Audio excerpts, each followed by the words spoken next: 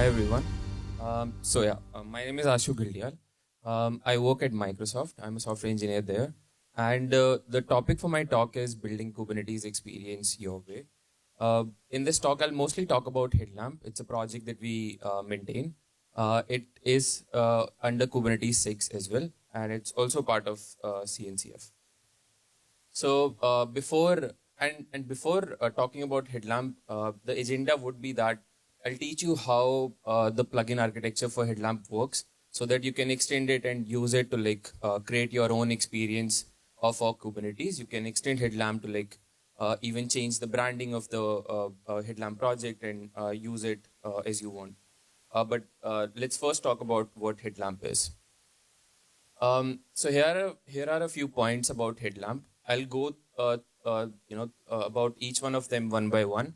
But one thing that I want to highlight is that Headlamp has an adaptive UI. So whatever roles or permissions that you have, the UI adapts to it. So for example, if you don't have update or delete permissions, you don't see those in the UI as well. Let me go through all of these one by one.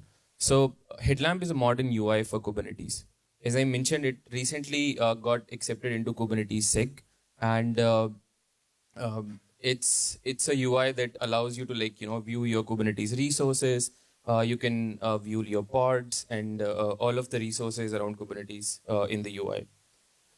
It's vendor generic, so whatever cloud provider you bring to us, you just provide us the kube config for it, and the UI shows you the resources for those clusters. We have a desktop app and a web version for Headlamp. So the desktop app, it's built in Electron, and the web app works by you installing the Headlamp app in the cluster, in your cluster, and that's how you can access it. We also have multi-cluster support. So if you want to look at resources from multiple clusters into an aggregated view, you can select multiple clusters, combine the data for those clusters, and look at the resources in one view. And the most important part is that it's extensible through plugins. So you can use plugins to, as I mentioned, you can change the logo there. You can rebrand it. For example, Oracle uses Headlamp to the dashboard by rebranding it according to their needs, and they use plugins to do that. So this makes Headlamp an ideal platform for creating a custom Kubernetes experience because of the plugin architecture that it has. The Headlamp project in itself, you see it's the CNCF landscape is very huge, but Headlamp sits somewhere there as well. It's 100% open source. It uses Apache 2.0 license, and currently it's a CNCF sandbox project. So let me talk a bit about the architecture for Headlamp and how it is put together. So it's very simple. We have the backend, which exposes the proxy which the front end talks to. The Headlamp backend doesn't do much. It's very lightweight. What it does is it reads your kube config and creates a proxy that the front end talks to. All of the heavy lifting is done by front end. It prepares those requests, takes them to the backend, and which directly forwards them to the Kubernetes API server. And all the plugins that we also have are hosted via the backend itself. Our front end is built in React and uses Material UI, and the backend uses Golang. A little more about the things that we have on each stack. So on the backend, as I mentioned, it's very lightweight, but we also have Helm endpoints there. This is specifically done for a plugin that we have where you can install Helm charts directly into your cluster via Headlamp. And our front end is written in TypeScript. As I mentioned, we support in-cluster and desktop mode. So it has flags in the front end where it adapts to whether you're using the desktop app or the in-cluster mode. And the app itself is built in Electron and uses TypeScript. And we then have the plugins, which are nothing more but simple JavaScript bundles. Plugins, as I mentioned, are what they do is like allow you to modify the UI. So these are simple JavaScript bundles that we use to change the UI. And before like showing you how plugins are made, let me give you some examples of some of the already present plugins that we have. So the first one is the Prometheus one. We have a Prometheus plugin which allows you to like update the pod detail view, and it adds the Prometheus charts directly into your pod detail view. This is done via a plugin that we already built with Headlamp. So if you download Headlamp currently, like you would get the Prometheus plugin out of the box for it. And for example, then we also have the Compose plugin, which takes your Docker Compose files and converts it into Kubernetes manifests that you can directly install. And then we have the OpenCost plugin, which what it does is that it shows you the cost around each pods that you have.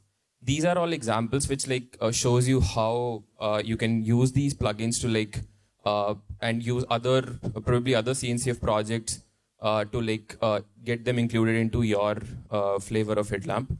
And right now you see it modifies it adds one more column to the already present table that we have in Headlamp via the OpenCost plugin. And we also have the app catalog plugin, which allows you to install Helm charts onto your cluster. Right now these charts are fetched from Artifact Hub, and you can install and this is the so we have Helm endpoint at the backend. This uses that to like create releases, Helm releases onto our cluster.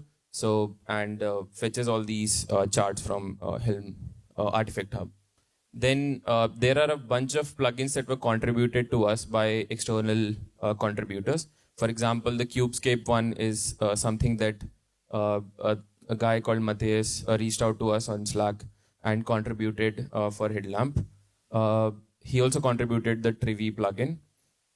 And yeah, we also have Flux plugin for Headlamp, which allows you to like look at your Flux resources and probably reconcile some of your Flux resources directly from the UI. So we have a plugin for that as well. And then we have the Inspector Gadget plugin, which is right now a work in progress, which allows you to like this Inspector Gadget plugin, like what it does is like it requests Inspector Gadget and gets you all the observability data and shows you that directly into the UI. And there is also one more plugin that we are working on right now, which is the Minikube plugin. So Kubernetes can be hard, and we want to make it easy for developers to like get onboarded to. So we have created this plugin which like when you install Headlamp, you don't have to like go and install Minikube. You can use the plugin to like get everything set up for you directly via the plugin. About the development that goes around Headlamp. So we right now all of the releases and everything is done on GitHub. It is, as I mentioned, it's under Kubernetes SIG. If you search for Headlamp, you'd find Headlamp there. And we process, we provide different distributions. So one of them is Chocolatey, Winget, and we also provide other ones, like we provide Flatpak for Headlamp and a Brio installation method as well. And let me now talk about how plugins make Headlamp extensible. So, so there are a bunch of things that the core Headlamp already have, and we want to make it easy. Hello. Yeah, we want to make it easy for the plugin developers to like not go and rebuild the wheel again for them. So, for example, Headlamp already uses React and Material UI. So we don't want you to install all of them again when you're building a plugin for Headlamp. So what we do is we dynamically fetch you all those dependencies at runtime, and you just have to specify an import statement, and all those dependencies are met at runtime for you. And not Headlamp, as I mentioned, all the most of the code resides on the front end side of Headlamp. So we have like libs there which prepares those requests to the Kubernetes API server for you. So those lib methods are also exposed to you, which you can use when you're working on the plugin. And yeah, if you go to the Headlamp repository, you would find a plugin/example folder, which like gives you all the examples of ways in which you can modify the current UI of Headlamp. And yeah, there are a bunch of examples there which you can look at. Let's now talk about building your own plugin. So all of the plugin heavy lifting, we do it via this Kinfolk/Headlamp plugin npm package that we have. It's not just a bundle which contains all the library methods or common components that we have, but it also is a CLI which you can use to bootstrap your first plugin. You can just do npx Kinfolk Headlamp plugin create, and it would create a scaffold for a plugin that you can start working on directly. And one more thing that I want to mention is that plugins are not developed inside Headlamp, so you can create and manage them in a different repo as well. They doesn't have to be, they don't have to sit in Headlamp core itself. You can manage them in your own repos as well. And yeah, we also have a VS Code extension for Headlamp, which allows you to like quickly get started with plugins. Like it helps you with some of the plugin methods also that we have, so you can check that out as well. Yeah, so now you've used like the plugin and you've created a scaffold and you've made some changes. You want to build and package your plugin. So you build it via like simple npm run build command.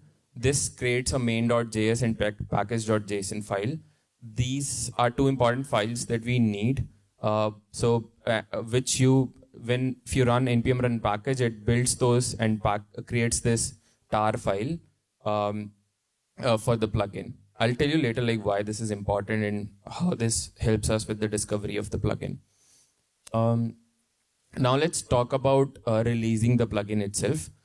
As I mentioned, you don't have to have these plugins in the Headlamp plugin repository. You can have them in your own repos, and you can probably create a release on GitHub for your own plugin version that you have and manage it there. Now let's talk about publishing the plugin. So we have done the step 0, which is we've built and we've created releases for our plugin on GitHub. But how do we make it discoverable for Headlamp to like look at these plugins? So it's done via Artifact Hub. Artifact Hub is a place where we can explore different other CNCF projects as well, and this is what Headlamp also uses to like for the plugins. So if you go to Artifact Hub right now, and if you search for Headlamp-plugin, you would get all the plugins that were ever built around Headlamp. So this is important for us. This is what we use for discovering what plugins are already built. So if you create one, you would use this package type to create that plugin. This Artifact Hub also helps us with different other ways as well. Like it helps us scan the repository of yours. It helps us, to mention that, okay, if it's a verified plugin or not. So that's why we chose Artifact Hub, because it's already a discovery platform that we currently rely on. And yeah, so if you go to Artifact Hub, if you created the plugin, you've built it, but now you create the, you register your repository on Artifact Hub, and once you do that, you mention the URL of your repository where your plugin is hosted, and yeah, now Artifact Hub needs to know that you own this plugin, you own this repository. So what you do is like you create this Artifact Hub -repo.yaml file in your repository where you specify the name of the plugin, your email. This is how it knows, okay, who's the owner of the plugin in this case. And from there, what we do is like, so now Headlamp has to know where, for example, when you load Headlamp, it has to know what plugins I have to load. And the way we do it is that we fetch the plugins from Artifact Hub, and but Artifact Hub also has to know where your plugins, the binary for your plugin is. As I mentioned before, like the tar file that we created with npm run package. So we have to, let Artifact Hub know that this is the URL for that tar file, which you would also push to your GitHub repo where your plugin resides. So these are all the certain metadata that is important for us to have, where the first one is the archive URL of your plugin. Then we have the checksum of the archive that you provided, and some of the other metadata about like what distro this is compatible for and the version compatibility. And this is a full example of how the Artifact Hub package YAML looks like. And this contains all the important information. For example, your plugin can have a logo which shows up in the Headlamp UI when you load Headlamp. Now, let me talk about how Headlamp uses the discovery mechanism here in this case. So Headlamp in its core does not support discovery of plugins, and it's by design because we want to keep it simple. And in cluster mode, we know that we don't want to allow users to I think it's a very operators would not want the users to install plugins on demand. So on in-cluster mode, we use a different approach where you specify your plugins via you mention them in your init containers, and that's how they become available to the Headlamp UI. But we do support plugin discoverability for the desktop app that we have, and that is done via a plugin itself. We have a plugin catalog right now, which goes to Artifact Hub, fetches all these plugins that, as I mentioned, has that package type Headlamp plugin, and loads them in the UI. Right now, as I mentioned, I think this I've already covered. So the plugin discovery, as I mentioned, it's done. You can host right now all your plugins on GitHub or GitLab. There is no choice as of now to but we recommend using GitHub as of now. And moving on, I think these are all the places if you want to reach out to us. We are on GitHub under Kubernetes SIG. We have a Headlamp channel on Kubernetes Slack, and some of the social media that we maintain. And we recently pushed a plugin guide as well. Like if you go to headlamp.dev, you would find a plugin tutorial guide that we recently pushed, which would make it easier for you to develop your own plugins. So you can check that out as well.